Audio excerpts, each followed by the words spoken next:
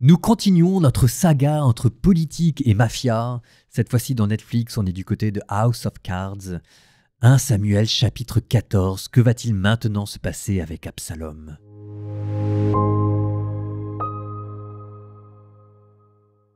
Joab, fils de Tserouïa, sachant que le cœur du roi se préoccupait d'Absalom, envoya chercher à Tekoa une femme avisée et lui dit « Mets-toi en deuil, je te prie.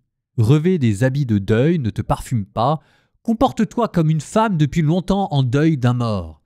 Puis va trouver le roi et parle-lui comme je vais te le dire. » Et Joab lui indiqua les paroles qu'elle devait dire. La femme de Tekoa s'adressa donc au roi. Se jetant face contre terre, elle se prosterna et dit « Que le roi vienne à mon secours !» Le roi lui demanda « Que veux-tu » Elle répondit « Hélas, je suis veuve, mon mari est mort, ta servante avait 2 fils, ils se sont querellés tous deux dans les champs où il n'y avait personne pour s'interposer. L'un a frappé l'autre d'un coup mortel et voici que tout le clan s'est dressé contre ta servante en disant « Livre-nous celui qui a frappé son frère, nous le mettrons à mort pour la vie de son frère qui l'a assassiné et nous ferons par le fait même disparaître l'héritier. Ils vont éteindre la seule braise qui reste à mon foyer, de sorte que mon mari n'ait plus de nom ni de postérité sur la terre. » Le roi dit à la femme « Rentre chez toi, je vais donner des ordres à ton sujet. » La femme de Tekoa dit au roi « Mon seigneur le roi, si l'on épargne le meurtrier, cette faute sera sur moi et sur la maison de mon père, mais le roi et son trône en seront exempts. » Le roi lui dit « Celui qui te parle de supprimer le meurtrier, tu me l'amèneras. Il cessera de s'en prendre à toi. » Elle poursuivit « Que le roi daigne donc en appeler au Seigneur son Dieu, de peur que le vengeur du sang en augmente les ravages et que l'on ne fasse disparaître mon fils. » Il répondit « Par le Seigneur vivant, pas un seul cheveu de ton fils ne tombera à terre. » La femme reprit « Que ta servante puisse encore dire un mot à mon seigneur le roi. » Il lui dit « Parle. » Alors la femme poursuivit « Pourquoi donc nourris-tu un tel projet à l'encontre du peuple de Dieu ? Avec le serment qu'il vient de prononcer, le roi se déclare lui-même coupable en ne laissant pas revenir celui qui l'a banni. À coup sûr, nous mourrons, et nous sommes comme l'eau qui s'écoule sur la terre sans être recueillie. Mais Dieu n'enlève pas la vie, et il forme des projets pour que le banni ne soit plus banni loin de sa présence. Maintenant, je suis venu dire cette parole à mon seigneur le roi, car les gens m'ont fait peur. Alors je me suis dit, je vais parler au roi, peut-être fera-t-il ce que lui a dit sa servante. Puisque le roi accepte d'arracher sa servante à la poigne de l'homme qui veut nous faire disparaître de l'héritage de Dieu, mon fils et moi. Alors je me suis dit que la parole de mon seigneur le roi apporte donc l'apaisement. En effet, mon seigneur le roi est comme l'ange de Dieu qui distingue le bien et le mal. Que le Seigneur ton Dieu soit avec toi. » Le roi reprit la parole et dit à la femme « Ne me cache rien, je t'en prie, quand tu répondras à la question que je vais te poser. » La femme répondit « Que mon seigneur le roi daigne parler. » Le roi demanda « Ne serait-ce pas la main de Joab qui t'a guidé dans toute cette affaire ?»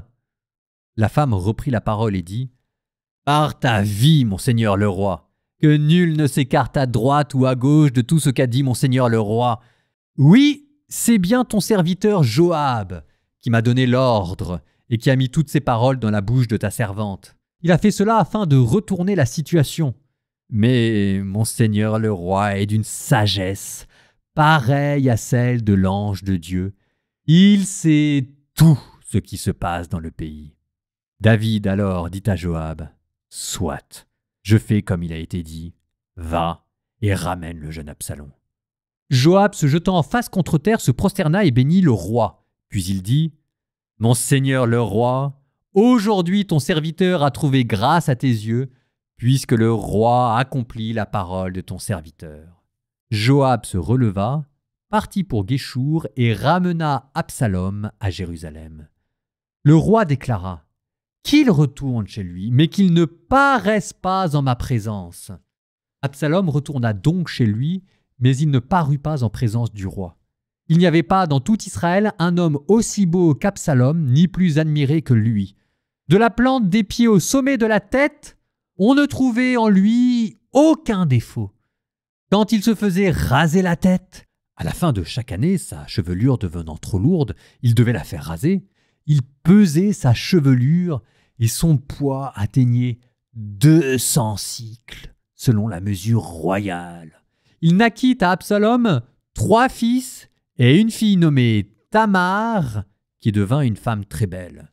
Absalom resta 2 ans à Jérusalem, sans paraître en présence du roi. Il envoya chercher Joab pour le faire intervenir auprès du roi, mais Joab refusa de venir chez lui. Absalom l'envoya chercher une seconde fois, mais Joab refusa encore de venir. Alors Absalom dit à ses serviteurs, « Vous voyez le champ de Joab à côté du mien, là où il a mis son orge? Allez-y, incendiez-le !» Les serviteurs d'Absalom incendièrent donc le champ.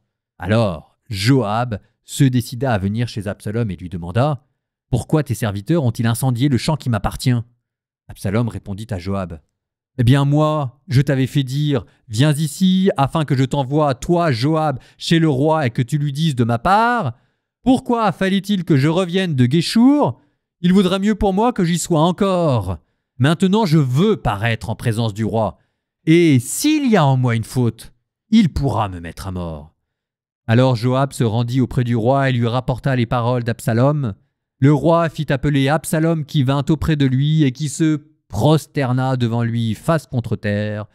Et le roi embrassa Absalom.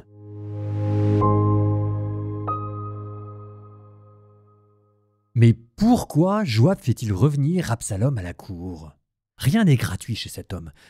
2 explications possibles. Ou bien parce que fidèle à David et vieux guerrier, il connaît le prix de la stabilité politique et de la stabilité de la dynastie et sait qu'il vaut mieux avoir l'héritier près du roi. 2e interprétation possible, et les deux ne sont pas contradictoires, c'est un moyen de se rapprocher d'Absalom qui est devenu l'héritier de David. Absalom était le 3e dans la ligne de succession, le premier, Amnon, il l'a tué, ce qui explique aussi une partie de la rancœur tenace que David tient contre Absalom. Il y avait un 2e fils, mais on en parle une seule fois très brièvement.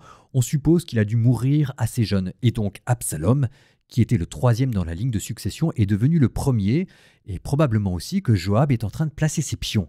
Et Joab, qui maintenant a bien compris comment fonctionnait le roi, se prend pour une sorte de nouveau prophète, de nouveau Nathan, et puisque le roi aime les paraboles, lui aussi va lui en conter une, et lui envoie cette femme avec ses 2 fils. Et comme David sait ce qu'il doit à Joab, enfin c'est Joab qui a tué Urias, qui a sauvé la peau du roi, et qui lui a fait gagner la guerre. Et David est en dette envers Joab, et il le sait, et il n'a pas le choix que d'acquiescer. Il fait donc revenir Absalom. Absalom revient, mais manifestement le pardon ne lui a accordé que du bout des lèvres, et vous voyez comment David vous apparaît comme diminué. Il n'y a plus dans son pardon de grande générosité, il se fait manipuler par son général et par une femme, et il est indécis entre son devoir de père qui doit pleurer Amnon, son devoir de père qui doit se réconcilier avec son fils, son devoir de roi qui demande la justice pour le premier fils Amnon, son devoir de roi qui doit assurer une dynastie. Ah, notre vaillant guerrier, il n'est pas au mieux de sa forme. Sauf que quand vous êtes le chef d'une famille, d'un pays, d'une bande, vous ne pouvez pas vous laisser dépasser par la droite et par la gauche, sinon vous n'allez pas rester longtemps au pouvoir. Et vous sentez bien que Absalom, lui, il a un agenda. Vous voyez comment est-ce qu'il appelait sa fille Tamar. C'est pas simplement par respect, par amour pour sa sœur qui s'était faite violer, mais c'était aussi pour faire de cette histoire-là son étendard, un titre de gloire. Il affiche la couleur à tout le monde. Voilà ce qui vous arrivera si vous ne me respectez pas. Vous le voyez aussi dans cette sorte de guéguerre avec Joab. Alors là, pour le coup, je ne sais pas si c'est très fin de la part d'Absalom, parce que, ok, Joab accède à sa demande, mais c'est jamais très intelligent de mettre le couteau sous la gorge d'un chef d'armée. D'ailleurs, vous sentez tous qu'il y a quelque chose qui cloche dans Absalom. L'insistance avec laquelle le narrateur nous parle de sa beauté, comme si c'était là son unique qualité et le poids de ses cheveux. Enfin, 200 cycles, me dit ChatGPT, ça correspond à 2,28 grammes.